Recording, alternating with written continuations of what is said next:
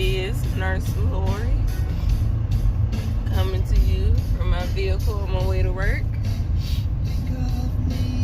I just wanted to come and talk and maybe vent a little bit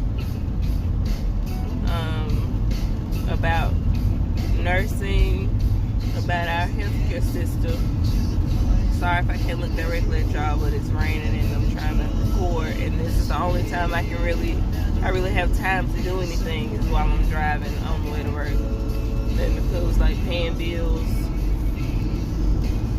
record a YouTube video, watch YouTube videos. I don't have time other than that. But I don't know if it could just be me, but I'm making this video to kind of reach out to. I'm sorry, I'm turning some music down. I apologize, y'all. I'm making this video to reach out to others who may feel the same way, but like me, can't really find resources or really find like-minded people who are going through the same things. And there may be people who are going through the same things who are hiding it and want to be the super nurse and the superwoman or superman, and don't want to talk about how they're disgruntled with our healthcare system and how nurses and healthcare professionals, nurses, CNAs, what have you, are treated. We all got into this profession, most of us, for the right reasons. Because we love to help people. We love to give a part of ourselves to people. We love to take care of people. We love that feeling when we've given all we got to somebody and we've made a difference in somebody's lives. And it's gotten to the point where I feel like our health system has gotten away from that. Our main principles that we were taught in nursing, I'm a backward RN, and so, we're taught principles and philosophies of nursing, going back to Nurse Nightingale. We treat the whole person, physically, mentally, spiritually, whatever they need from us at that time, we treat them for that. Our healthcare system seems to not be attuned to that. Our healthcare system seems to have gotten to the point where it's about the bottom line. It's about having warm bodies in beds and having warm bodies to work the floor to keep these people alive long enough to collect their insurance. Excuse me, until insurance doesn't pay for it anymore. Excuse me. And then we get them out the door with no real education as to teaching these people about how to prevent possibly being overturned and admitted to the hospital, to prevent them from having to come back to the ER for certain conditions like congestive heart failure and COPD and ketoacidosis from being diabetic and that type of thing. But as nurses, our fundamentals teach us that type of thing. Not only are we helping these people by taking care of the symptoms of their disease processes, but we're also educating our patients about how to have a better quality of life and how to manage their disease. In our healthcare system, the way they do treat the nurses and how they view our patients is, okay, we're going to cut your staff. Your equipment's broken. We're not giving you new equipment right now. You're going to have to work with what you got. On top of us cutting your staff. And then on top of that, you have this paperwork and this documentation that has to be done. Because if you didn't document it, you didn't do it. So if something happens to this patient or something goes awry and it hasn't been documented that you've done something, then it falls on you. And I've worked in places where we have 8-9 patients I worked in a cardiac unit, having 8-9 patients on cardiac drips, giving blood transfusions, things that require close monitoring, their telemetry monitors. And you're expected to give your patients the best outcomes with these limited resources, and you have continuous pressure from management, continuous new regulations so that the hospital can get paid and reimbursed. So they come up with all these new rules, but they don't give you the tools to carry this stuff out. You don't have time to spend with each of your patients to make sure that, one, that they're taken care of, that you're assessing them for the things you need to assess them for, especially before you're giving them medication, during the medication process, and afterwards. You don't have time to sit with your patients and educate them on ways to stay out of the hospital, on ways to have a better quality of life. But, in your onboarding process, when you're going through your nurse training in school, you're taught that these are things that you're supposed to be doing once you get out in the nursing world on the floor. And so to all you up and coming nurses, and this has just been my experience. I've been a nurse since 2014. I did sit out a year after, my dad passed. In a couple months I had a baby who was kind of sickly, so I sat out a year. But I've been a registered nurse since 2014, and this has been my experience with every area inside and out of the hospital that I've worked in. This has been my experience. And so you're taught these principles and philosophies, and then you go out into the nursing field feeling excited that I'm about to help people. I'm about to apply these philosophies and these theories and all this stuff, and you get into the real world and it's not like that. You're a warm body, and these are warm bodies in these beds. We need to fill these beds up. We need the payment from their insurance, the reimbursement. So we're going to cut your staff. Your equipment is malfunctioning. We're not going to replace your equipment. You're going to have to figure it out. And we're going to keep admitting patients because we need that money, regardless of your staff and your resources, basically. Your limited resources, regardless of all that. But if something goes awry, guess what? We're throwing you under the bus. It's your fault. If you miss some documentation, it's your fault. And I've gotten to the point where I'm very disgruntled with our healthcare system. I'm very disgruntled with how healthcare workers, nurses, CNAs alike.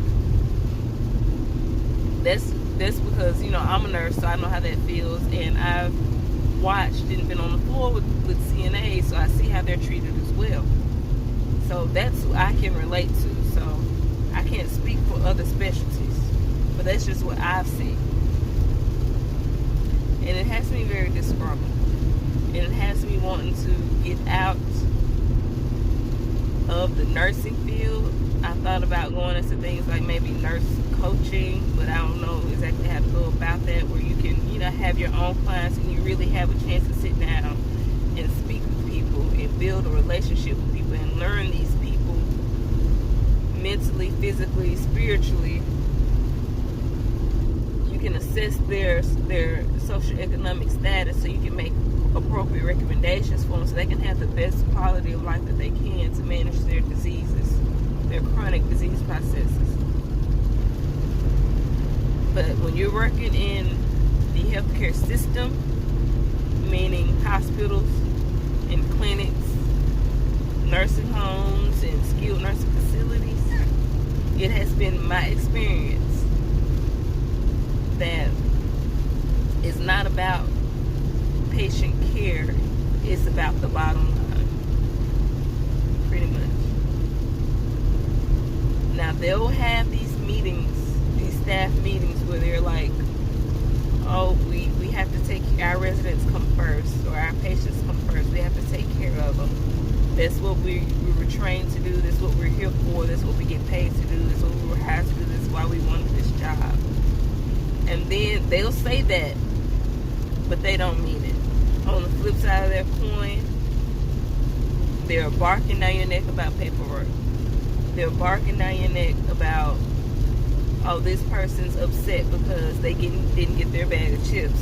And so they may give us a bad rating on our survey because they didn't get their bag of chips. But I had a patient over here coding, so that's why they didn't get their bag of chips. Or my patient's cardiac drip infiltrated, and they required more attention than that person who needed that bag of chips. So that's what my focus was on. Called prioritization. That's what it's called, prioritization. But I've gotten chewed out about stuff like that, and that doesn't settle with my spirit at all. That's not what I came into the healthcare industry for. And it makes me, in hindsight, it makes me almost regret becoming a nurse because of how we're treated. And as a nurse, occasionally you have to deal with all that. And like I said, I worked in different specialties over my 5 years of nursing. I worked in various specialties. And that's been my experience with every single one. And sometimes you'll have good coworkers that makes it tolerable.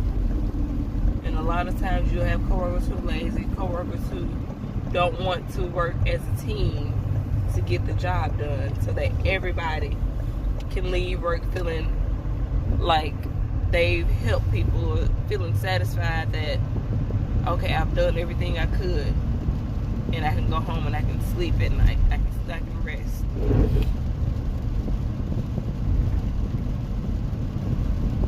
So I mean, I may just be venting, but to my up and coming nurses, the stuff they're teaching you in nursing school, the philosophies about how we're treating the mind, the body, all that stuff, you won't have time to sit with your patients, in my experience, and get to know them to the point where you can do all that. It's hurry up, get them their medicine, get them stabilized, and you move to the next. And our patients notice that. And they do. And there'll be every now and again, your reward will be, this is every now and again, you'll get a thank you.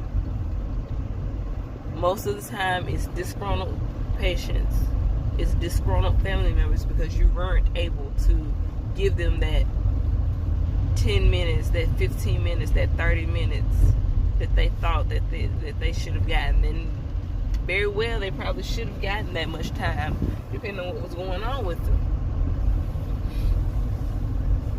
But every now and again, you'll get a thank you from them. Every now and again, you'll leave feeling like I helped somebody in some type of way today, whether it was their physical health, whether it was their mental health, spiritual health. I helped somebody in some type of way. Every now and again, you'll get that. So, as an up-and-coming nurse, if that's the type of, if you can deal with the politics that I've mentioned, if you can deal with not really being able to have that quality time with your patients, and it depends on where you live. I live in the rural South. I won't say exactly where, but I live in the rural South. I've also moved to a city type area in the South, to where it wasn't very rural, and I still had the same type of experience. I park now at work, but if that's the type of things that, if you can deal with that, then go ahead. You can get your nursing degree. You have the benefits of, you can make a good living. They have good benefits. But for me, in my experience, I've traded that for quality of life, for mental health, and for spending time with my family. Because I have young children. My oldest child is 3. And so right now, it's just not, I feel like most of the time I can't be available to my children the way I need to be mentally and emotionally, because I just get so drained at work. Work just takes everything I have because I care. And so it sucks my soul, and it sucks my heart, and it sucks my mind. And then when I get home, I have nothing left for my husband or my family, my children. So if those are things, if you feel like you can handle those things, just ponder it, think about it, and really think about it before you decide to get that degree and pursue this field. Think about everything I've said. Rewatch this video, whatever. And you can like, dislike, comment, recommend other things you want me to talk about regarding this. Subscribe, ask questions, leave your opinions, whether you agree with me or disagree with me. I welcome it all. It is what it is. People have different experiences, people have different opinions, and you may have a perspective that I haven't even thought about. But I've worked in hospital and out hospital, and I've had the same experiences everywhere.